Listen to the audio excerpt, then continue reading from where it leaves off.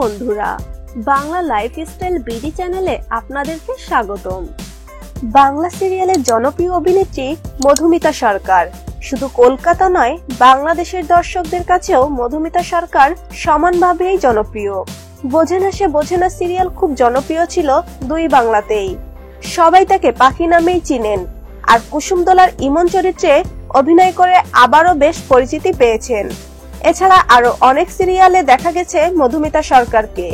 সিরিয়ালের জনপ্রিয় মুখ এবার সিদ্ধান্ত নিয়েছেন মেগা সিরিয়ালে আর অভিনয় না করার।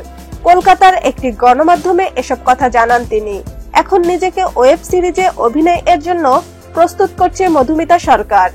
এদিকে ওয়েব সিরিজ পরিচালক হিসেবে মধুমিতার স্বামী সৌরভ কাজ করছেন। তবে কি স্বামীর ওয়েব সিরিজে দেখা যাবে তাকে? এই কথার উত্তরে মধুমিতা বলেন, সেরকম বলা যাচ্ছে না। সৌরভ কাস্টিং এর ক্ষেত্রে কখনো আপোষ করে না। ও আমাকে অভিনেত্রী হিসেবে কাজে লাগাতে চায়, কিন্তু আমি প্রস্তুতি না নিয়ে কাজ করি না। ওয়েব সিরিজ বা অন্য মাধ্যমটা ভালোভাবে বুঝে সিদ্ধান্ত নিব। এবার নিজেকে একটু ঘষে মেজে একটু অন্যরকম ভাবে গড়ে তুলতে চাইছেন মধুমিতা। এর জন্য ইমন বা পাখি চরিত্র থেকে বেরিয়ে আসতে চাইছে তিনি। মধুমিতা বলেছেন, চরিত্রের প্রয়োজনে নিজেকে গড়ে তুলতে হবে।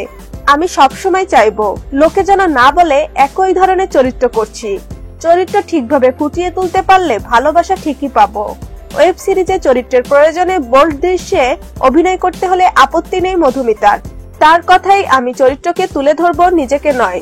তো বন্ধুরা, ওয়েব সিরিজে মধুমিতার অভিনয় নিয়ে আপনাদের মন্তব্য কি তা কমেন্টের মাধ্যমে জানিয়ে দিন।